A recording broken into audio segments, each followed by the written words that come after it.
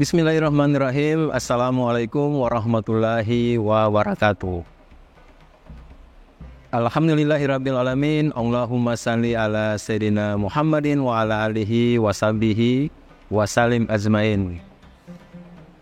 Alhamdulillah, kami dari Yayasan Rubatul Khairat Kota Ternate di bawah pimpinan Al-Habib Abdurrahman bin Kamil As-Sagaf. Sementara ini kami lagi membangun gedung pondok pesantren Rubatul Khairat Madrasah Al-Ulya yang sementara dibangun, ya.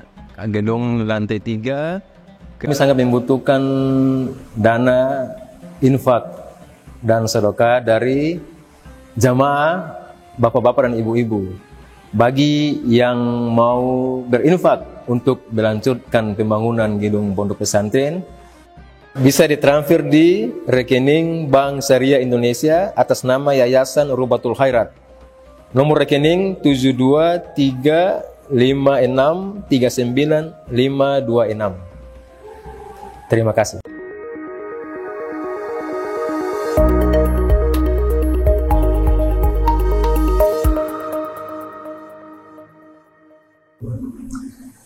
Perbuatan zalim kalau kita lakukan kepada orang non-muslim sekalipun, kita akan berbicara sesama muslim. Kita tidak berbicara menzalimi kepada ulama, apalagi kepada aulia. Ini kepada orang non-muslim. Kita muslim, kita berlaku zalim kepada manusia sekalipun dia bukan orang Islam. Dia berdoa, Allah ijabah, mustajab doanya orang yang dizalimi. Bagaimana kalau yang kita zalimi orang muslim? Bagaimana yang kita zalimi ulama, ahli ibadah? Bagaimana yang kita zalimi aulia? Nabi katakan di dalam hadis riwayat Imam At-Tirmidzi yang lahir tahun 209 Hijriah, wafat 279 Hijriah. Coba perhatikan redaksi hadisnya. Ittaqu da'watal mazlum. Hati-hati dengan doa orang yang terzalimi. Nabi tidak sebut terzalimi dari kalangan muslimin. Maknanya apa? Umum. Siapapun yang dia terzalimi, Nabi katakan hati-hati dengan doanya. Fa innahu laisa bainaha wa bainallahi hijab. Karena doanya tidak ada hijab di antaranya dan di antara Allah. Ini kami baca di dalam komentar penjelasan hadis tersebut di dalam Sunan At-Tirmidzi, Tuhfatul Ahwas. Nama syarahnya Tuhfatul Ahwas. Jadi siapapun orang yang dalam keadaan teraniaya, doanya mustajab. Siapapun dia. Maka ini harus menjadi satu bahan renungan bahwa kita jangan sampai memiliki perbuatan itu zulmun. Di dalam riwayat Muslim, Imam Muslim meriwayatkan yang lahir tahun 204 Hijriah, wafat 261 Hijriah, di dalam sahihnya, ittaqu zulmah fa inna zulma zulumatun yaumal qiyamah. Hati-hati dengan perbuatan zalim, karena sesungguhnya perbuatan zalim itu adalah kegelapan-kegelapan di hari kiamat. Di dalam kitab Syifa'us Saqim ada riwayat menyatakan az-zalamatu, bentuk jamak dari zalim. Az-zalamatu, orang-orang zalim. Wa a'wanuhum finnar, dan penolong-penolong mereka finnar, di dalam neraka. Jadi yang bantu orang zalim juga masuk ke dalam neraka. Ada satu riwayat dikatakan man a'ana ala ma'asiyatin, man a'ana ala ma'asiyatin walau kana bi syatri kalimah kana syarikan lahu fiha. Siapa yang membantu perbuatan maksiat walaupun sepotong kata. Sepotong kata itu belum jadi satu kata. Dia bantunya baru sepotong kata. Imam Sufyan Tsauri mengatakan seandainya memerintahkan membunuh baru uk. Bahasa Arabnya kalau uktul bunuhlah. Ini belum tuntas baru uk. Dia sudah masuk dalam maksiat yang sama. Ini perbuatan zalim. Wala yazlimu rabbuka ahada. Allah sucikan dirinya. Allah tidak pernah zalim kepada siapa. Wala yazlimu rabbuka ahada. Dulu ada ulama yang terzolimi, ya. Zaman dulu. Jadi ulama ini bernama Syekh Abu Bakar bin Ali, seorang mufti. Seorang mufti. Ini dikisahkan di dalam kitab Min Ajaibid Du'a karya Syekh Khalid bin Sulaiman Ar-Rabi'. Salah satu ulama hadis bernama juga sama Abu Bakar, Syekh Abu Bakar Ar-Razi. Dia pergi ke kota tersebut, Asbahan, hanya untuk mencari hadis. Ketemu salah satu guru hadis, Al-Imam Abu Nu'aim Al-Asbahani, yang lahir tahun 336, wafat 430 Hijriah, yang menyusun kitab Hilyatul Awliya. Beliau itu seorang muhaddis dan seorang sufi. Syekh Abu Bakar Ar-Razi datang hanya untuk ingin mencatat hadis. Ternyata sampai di sana terdengar kabar mufti yang terkenal adil, soleh, alim bernama Syekh Abu Bakar bin Ali difitnah. Dan fitnah ini tersebar sampai ke pemerintahan. Akhirnya beliau dijebloskan ke dalam penjara dalam keadaan terzolimi. Dijebloskan.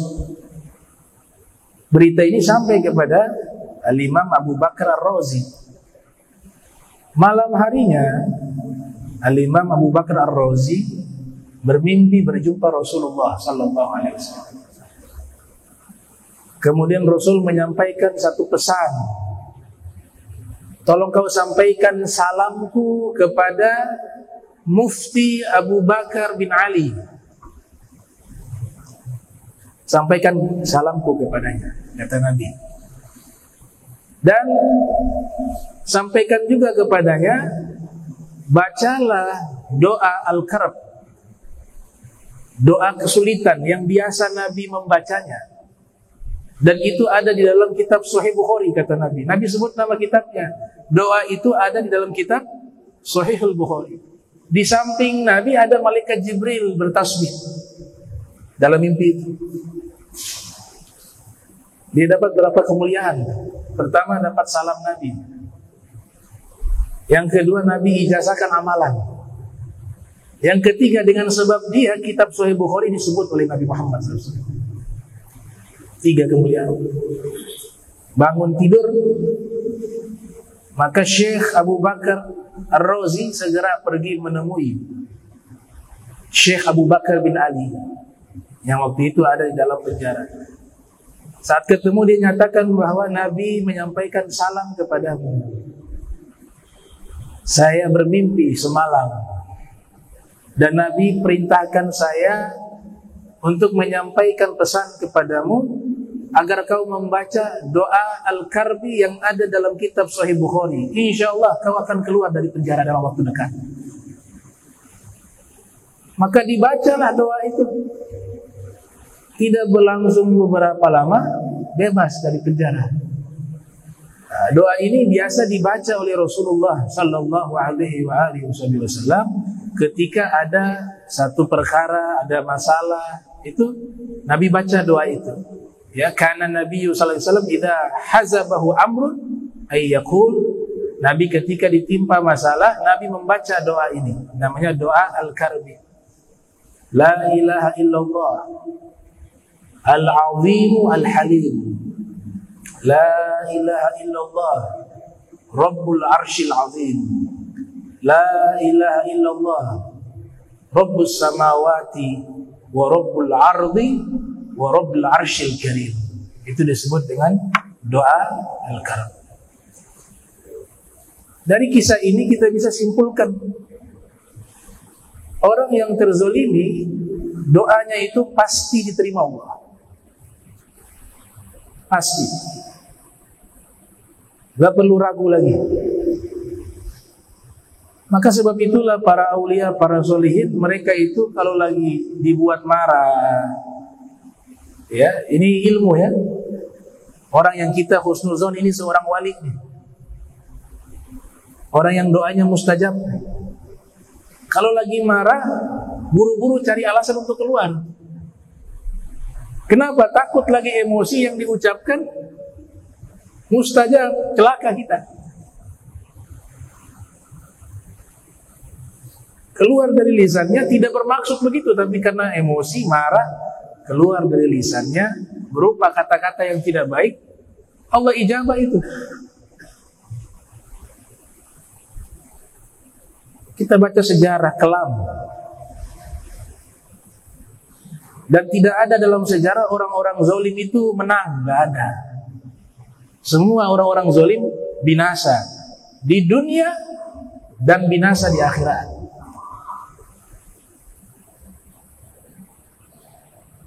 Ini sejarah mencatat tahun 40 Hijriah sampai tahun 132 Hijriah dalam sejarah Islam itu masa khilafah Daulah Umayyah. Saya tidak mengatakan semuanya jahat ya, pemimpinnya. Ada juga yang baik seperti Khalifah Umar ibn Abdul Aziz, baik, soleh. Ada juga Muawiyah bin Yazid bin Muawiyah ya. Muawiyah bin Yazid, ayahnya Yazid ini yang jahat nih. Tapi anaknya Muawiyah orang baik. Tapi secara umum mereka ini banyak yang jahat. Mereka memusuhi Ahlul Bait Rasul. Puncaknya peristiwa Karbala. Imam Hussein dibunuh, anak-anaknya beliau dibunuh, anak-anaknya Imam Hasan dibunuh. Ya, hanya tersisa Imam Ali Zainal Abidin dari anaknya Imam Hussein. Imam Hasan punya anak, ada yang selamat, Muhammad Al-Muthanna selamat, tapi kebanyakan dibantai di padang Karbala. Itu di masa Daulah Umayyah, ketika pimpinannya Yazid bin Muawiyah. Imam Ali Zainal Abidin tumbuh di Madinah, diasingkan di Madinatul Munawwarah. Pengajiannya diboikot. Siapa yang ikut pengajiannya Imam Ali Zainal Abidin bin Husain atau putranya Al-Imam Muhammad Al-Baqir, siapa yang hadiri masuk penjara. Saking itu bencinya. Khotib-khotib Jumat wajib melaknat mereka di atas mimbar. Wajib. Ada khotib yang tidak melaknat mereka di atas mimbar, dimasukkan ke penjara dan bisa dihukum mati. Lihat bagaimana tuh kezaliman secara masif, terstruktur. Tahu letak caci maki, laknat kepada Imam Ali dan turunannya. Itu letaknya di ayat Innallaha ya'muru bil adli wal ihsan. Dulu itu gak ada ayat itu. Di situ tempatnya ada apa? Melaknat, mencaci maki daripada Imam Ali dan turunannya. di atas mimbar. Nanti di masa khilafah Umar ibn Aziz dihapus, diganti dengan ayat tersebut, innallaha ya'muru bil 'adli wal ihsan wa ita'il qurba wa yanha 'anil fahsya'i wal munkar ila akhir ayat. Subhanallah, banyak yang dibunuh, pengajiannya diboikot. Yes, berikan nama mereka kena hukuman. Ada anak yang lahir diberikan nama Ali, dapat hukuman. Dahsyat. Al-Imam Zahabi ceritakan di kitab Siyar wa A'lamin Nubala, ada muhibbinnya Imam Ali bin Abi Thalib, istrinya melahirkan anak laki-laki. Dia cinta sekali kepada Imam Ali, anaknya diberi nama Ali. Diberikan nama Ali. Pada waktu itu undang-undang yang ada di masa khilafah Daulah Umayyah melarang memberikan nama Ali kepada anak laki-laki, atau nama-nama Ahlul Bait lainnya dilarang. Terutama namanya Imam Ali bin Abi Thalib. Dia kasih nama, anak saya berikan nama Ali. Berita ini tersebar bahwa ini Fulan bin Fulan, anak laki-lakinya lahir, dia berikan nama Ali. Saat itu juga ini tentara-tentara Daulah Umayyah datang, bisa dieksekusi ini anak dengan orang tuanya. Datang, ditanya, ini anakmu kau namakan siapa? Bahaya ini. Kami dengar kabar kau namakan Ali. Ini kalau disebut Ali, selesai. Akhirnya dia mengatakan, enggak, saya tidak namakan Ali. Dia juga tidak menghilangkan nama Ali juga. Dia mengatakan, saya namakan Ulay. Bukan Ali tapi Ulay. Dalam bahasa Arab namanya tasghir. Salman jadinya Sulaiman, Jabir jadinya Jubair, Hasan jadinya Husain. Makna namanya sama, tapi ditasghir, dikecilkan maknanya. Ulay. Akhirnya ulama ini kelaknya anak jadi ulama terkenal, namanya Al-Imam Ulay, tapi asalnya namanya Ali. Itu kezalimannya menarik, luar biasa. Daulah Umayyah menguasai pemerintahan, menguasai pendidikan, menguasai ekonomi, semuanya dikuasai. Ahlul Bait diboikot. Tapi apa yang terjadi? Sekarang nggak ada satupun ulama mengatakan adanya turunan Bani Umayyah, nggak ada. Imam Fakhrul Ar-Razi mengatakan, lihat, orang-orang yang zalim tidak akan pernah menang dan berhasil. Lihatlah sejarah Bani Umayyah yang mereka membantai Ahlul Bait, mereka membenci Ahlul Bait, mereka membunuh, diracun, dibunuh, dibantai, ditutup pengajiannya, diboikot pengajiannya, dicaci maki di atas mimbar, dilarang namanya digunakan. Semuanya mereka musnah tanpa tersisa. Tapi Ahlul Baitnya ada senantiasa sepanjang zaman. Sebutlah Imam Ja'far Shadiq, Muhammad Al-Baqir, Al-Imam Ali Zainal Abidin bin Husain, ada Al-Imam Ali Ridha, ada Al-Imam Musa Al-Kadhim, ada Al-Imam Syekh Abdul Qadir Jailani, ada Al-Imam Ahmad Ar-Rifai, Ibrahim Ad-Dasuki, wa kadza wal imam wal imam wal imam wal imam sampai sekarang. Nah, itu bukti. Kemudian Allah Ta'ala berfirman, ya ibadi kullukum dhal illa man hadaituhu fastahduni ahdikum. Wahai seluruh hambaku, semua kalian itu sesat terkecuali aku yang berikan petunjuk kepada kalian. Maka mintalah petunjuk kepadaku, niscaya aku berikan petunjuk kepada kalian. Ini hadis qudsi dari Allah Ta'ala. Hakikat petunjuk dari Allah. Zalikal kitabu la raiba fihi hudal lil muttaqin. Al-Quran itu adalah petunjuk bagi orang yang bertakwa. Tidak ada keraguan di dalam. Ini dalam ilmu balaghah namanya majaz akli. Secara akal kita sudah bisa paham, bukan Al-Quran yang berikan petunjuk, Allah. Tapi lewat perantara Al-Quran. Allah Ta'ala berfirman, Yahdillah mayyasha. Allah yang berikan petunjuk kepada siapapun yang ia kehendaki. Majas akli, benar, lewat Al-Quran salah satu perantaranya. Tapi kalau Al-Quran saja gak cukup. Al-Quran tidak cukup. Harus ada yang menjelaskan Al-Quran, dan harus ada orang yang menyampaikan Al-Quran. Dia adalah Nabi Muhammad sallallahu alaihi wasallam. Jadi petunjuk yang sebenarnya di dunia ini adalah Rasulullah. Tanpa Rasulullah, Al-Quran gak bisa menjadi petunjuk.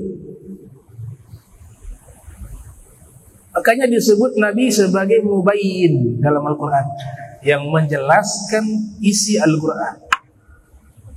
Hakikatnya petunjuk dari Allah, tapi Allah berikan petunjuk itu lewat Nabi Muhammad sallallahu alaihi wa barak wasallam. Nurun ala nuri yahdillahu linurihi. Cahaya di atas cahaya. Dengan cahaya tersebut Allah berikan petunjuk.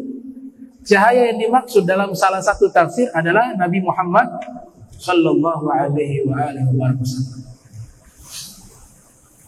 Maka kita lihat kata petunjuk, hidayah, itu kalau kita simpulkan di dalam Al-Quran ada 4 macam. Ada yang pertama namanya al-hidayah al-ammah, petunjuk secara umum.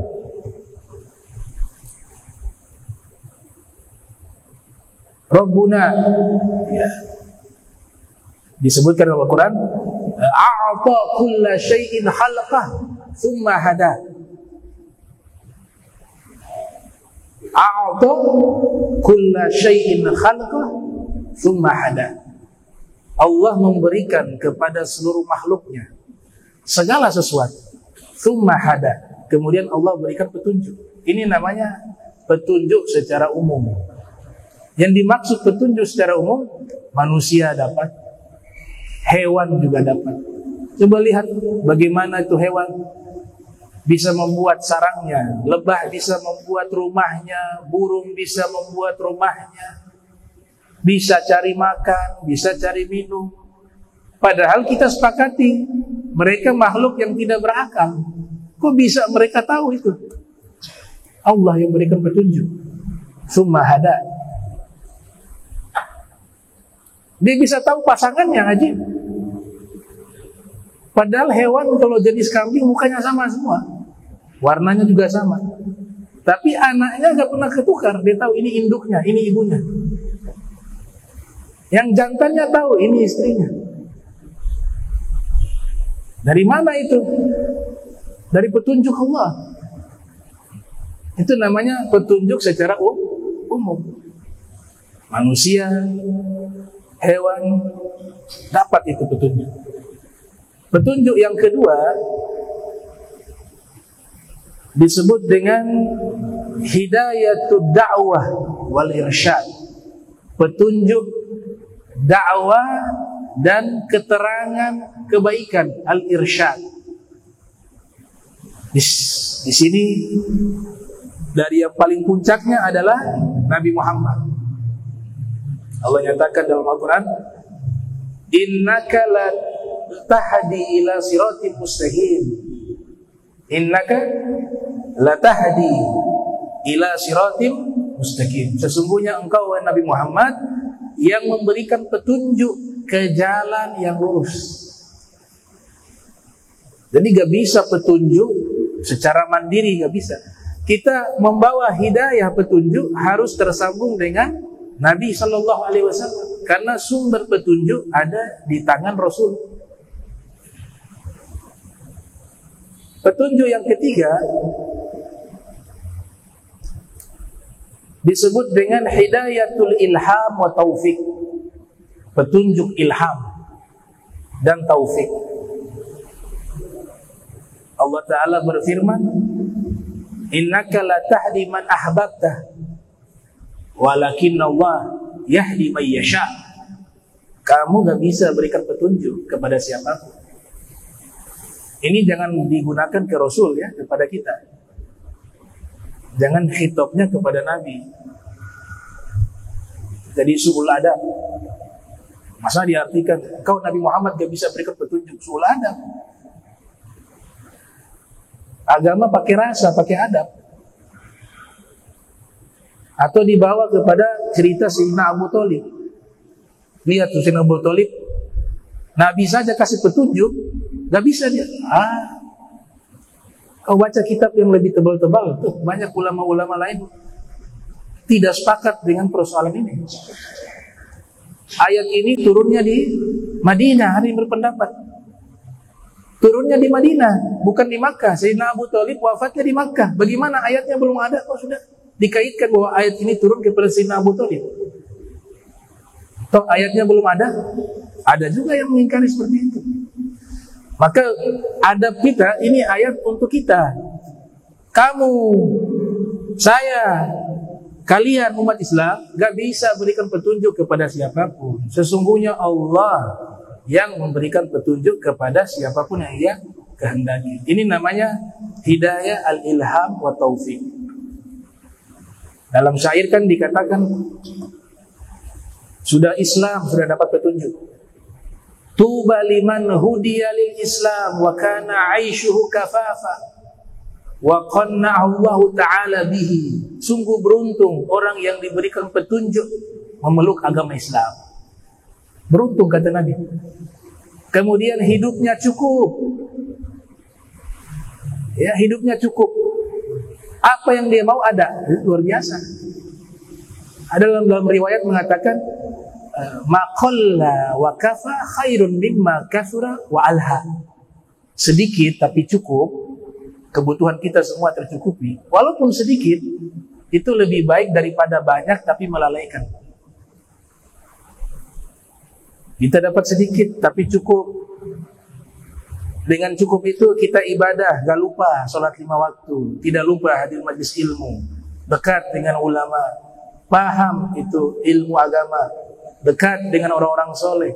Ini lebih baik daripada kaya raya lupa semua ini.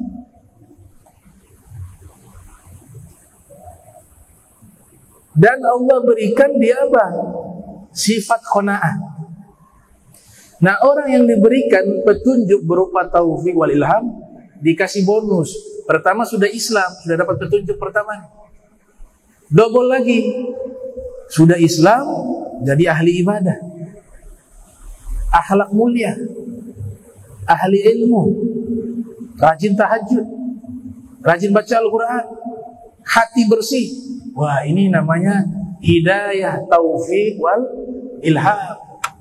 Humul ladzina hudu wa bi fadlillahi qad sa'idu wa bi ghairillahi ma qasadu wa ma'al qur'ani fi qarani. Mereka adalah orang-orang yang telah diberikan petunjuk oleh Allah. Mereka berbahagia dengan karunia Allah. Wa bi fadlillahi qad sa'idu wa li ghairillahi ma qasadu. Hidup mereka tujuannya hanya Allah wa Rasulullah. Wa ma'al qur'ani fi qarani, dan hidupnya selalu bersama Al-Qur'an. Ini namanya petunjuk, taufik dan ilham. Yang terakhir, hidayah at-tariq ilal jannah. Petunjuk menuju jalan ke surga. Petunjuk ini adanya nanti di akhirat, gak ada di dunia. Jadi kita mau masuk surga, Allah berikan petunjuk jalannya menuju ke surga. Innal ladzina amanu wa 'amilus shalihat. Ya. Orang-orang yang beriman dan beramal soleh, yahdihim rabbuhum. Allah akan memberikan petunjuk kepada mereka. Bi imanihim, dengan keimanan mereka. Tajri min tahtihim al-anhar, yang mereka berjalan di aliran sungai yang mengalir di bawah mereka. Fi jannatin na'im, di nikmatnya surga-surga. Berarti ada petunjuk akhirat menuju ke surga. Allah bimbing kita. Itu namanya petunjuk menuju ke jalan surga. Ada juga ulama mengatakan petunjuk menuju ke neraka. Bagaimana? Hidayah at-thoriq ilan nar. Petunjuk menuju jalan ke neraka. Apa maksudnya? Maksudnya adalah Allah Ta'ala kabarkan di dalam Al-Quran amalia-amalia penghuni neraka. Itu sebagai petunjuk untuk kita, jangan sampai kita melakukan hal itu sehingga kita masuk ke dalam neraka. Berarti petunjuk juga itu. Nah, ini cerdasnya salah satu sahabat bernama Hudzaifah al-Yamani. Hudzaifah al-Yamani ini unik, mainstream, berbeda dengan orang umumnya. Beliau katakan, kanan nas yas'aluna Rasulullah anil khair. Umumnya orang-orang itu ketika bertanya kepada Rasulullah, mereka tanya tentang kebaikan. Umumnya, ya Rasulullah, bagaimana cara agar kita masuk ke dalam surga? Nabi jelaskan kata wa kana. Wahai Rasulullah, amalan terbaik di dalam agama Islam itu apa? Dijelaskan oleh Nabi. Kebanyakan kan nanyanya kebaikan. Tapi kalau saya tidak, wa kuntu as'aluhu anisyar. Kalau saya nanyanya tentang keburukan.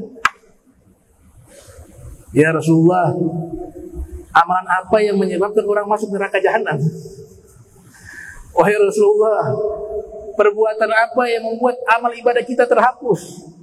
Wahai Rasulullah, amalan apa yang membuat Allah murka? Wahai Rasulullah, amalan apa yang membuat engkau marah? Jadi semuanya isinya keburukan. Pertanyaan. Kenapa? Beliau bertanya tentang keburukan, makhafatan an yudrikani, agar saya hati-hati jangan sampai saya melakukan perbuatan itu. Itu kan petunjuk. Jadi petunjuk tidak hanya menjelaskan kebaikan, menjelaskan keburukan juga petunjuk, dengan tujuan agar jangan sampai kita jatuh di perbuatan itu. Nah, petunjuk. Kemudian Allah Ta'ala berfirman, ya ibadi, wahai hamba-hambaku, kullukum ja'iun illa man at'amtuhu fastat'imuni ut'imkum. Wahai hamba-hambaku, kalian seluruhnya adalah kelaparan, kecuali orang yang aku telah beri makan kepadanya. Maka mintalah makanan kepadaku, niscaya aku akan berikan makanan kepada kalian. Ini semua Allah yang berikan kepada kita. Jatah minum, jatah makan. Hakikatnya Allah. Maka jangan lupa, paling minimal jangan lupa habis makan ucapkan terima kasih kepada Allah. Alhamdulillah alladzi at'amani hadza ta'am wa razaqnihi min ghairi haulin minni wala quwwah. Terima kasih. Allah berbuat baik setiap hari. Nafas gratis. Coba kalau nafas 1 menit 10 juta. Gak mampu bayar kita. Dari mulai lahir sampai hari ini. Untuk nafas gratis, nggak pakai token. Pakai token bahaya, bisa 10 menit habis, tambah lagi. Habis uang kita hanya untuk beli nafas. Belum detak jantung, setiap detik berdetak, tidak pernah berhenti. Gratis, cuma-cuma. Ada yang 60 tahun, ada yang 70 tahun. Kasihlah. Setiap detik 10.000 saja. Berapa? Ya. Belum lagi Allah Ta'ala desain. Tidak salah desain. Alis di sini. Coba alis di bawah sini. Hidung di sini. Coba hidung di atas. Mata posisinya depan. Tidak ada yang di belakang. Diciptakan dengan sempurna. Cuma-cuma, gratis. Gak minta bayar. Jadi semua ini pemberian Allah. Apa salahnya? Alhamdulillah. Baca dengan penuh menghayati maknanya. Ya Allah, terima kasih Kau telah berikan saya makanan. Alhamdulillah. Minum juga begitu. Hanya dengan mengucapkan itu, Nabi katakan dia dapat ridhonya Allah. Ini melahirkan syukur. Nah, orang juga sudah mengetahui bahwa semua pemberian dari Allah. Kita lihat ada orang kelaparan, dengan mata kita lihat, kita tidak menolongnya, ini dosa besar. Kita mendengar ada kabar orang ini susah, kita tidak menolongnya. Kalau kita mampu menolongnya, hanya sekedar mendengar, hanya sekedar melihat, tapi tidak ada tindakan untuk membantu. Al-Quran menjawab, inna sam'a wal basara wal fu'ada kullun ulaika kana anhu mas'ula. Mata kamu, pendengaranmu, matamu, penglihatanmu, hatimu, semua itu diminta tanggung jawab oleh Allah. Ini tafsiran yang benar-benar masuk ke dalam sanubari seorang mukmin. Kalau kita lihat orang susah, sudah lihat tidak ditolong, mata ini nanti diminta tanggung jawab. Mendengar juga begitu. Semua yang kita rasakan, lihat, mendengar, hati, diminta tanggung jawab oleh Allah Ta'ala. Jadi kalau orang mukmin bukan hanya lihat, kalau lihat orang susah, aksi, dibantu. Bukan hanya dengar, oh kasihannya dia susah ya. Sedangkan dia mampu untuk menolong. Maka mata semacam ini, telinga semacam ini diminta tanggung jawab oleh Allah Ta'ala. Khaslatani la yajtami'u fi mu'minin. Ada dua sifat yang tidak mungkin ada di dalam diri seorang beriman. Su'ul khuluq, al-bukhlu wa su'ul khuluq. Yang pertama kikir, yang kedua perangai yang buruk. Itu gak mungkin ada di dalam perangai orang beriman, mukmin. Minta wa at'imu tu'am. Amalan yang paling baik, kalau guru-guru kami mengatakan minimal dalam 7 hari ada hari beri makan orang. Paling minimal 7 hari. Hari Jumat semakan 1 orang, kedua orang, yang penting ada semakan. Wa at'imu tu'am. Nabi datang ke kota Madinah, ada yang bertanya, wahai Rasulullah, ayyul Islam khairun? Agama Islam yang paling bagus itu apa? Maknanya amalan yang paling bagus di dalam agama Islam itu apa? Rasul menjawab, at'imu tu'am wa afshus salam wa sallu bil lail wa silul arham wa sallu bil lail wa nasniyam tadkhulul jannata bisalam. Amalan terbaik di dalam agama Islam, berikan makan kepada orang. Yang kedua, sebarkan salam, kedamaian. Yang ketiga, menyambung silaturahmi. Yang keempat, sholat malam di saat manusia tidur. Tadkhulul jannata bisalam. Kelak kau masuk surga dalam keadaan selamat. Jadi makanan dari Allah. Pakaian juga. Wahai hamba-hambaku, kalian semua telanjang, kecuali orang yang aku gunakan pakaian kepadanya. Fastaksuni aksukum. Mintalah pakaian kepadaku, aku berikan pakaian kepada kalian, kata Allah Ta'ala.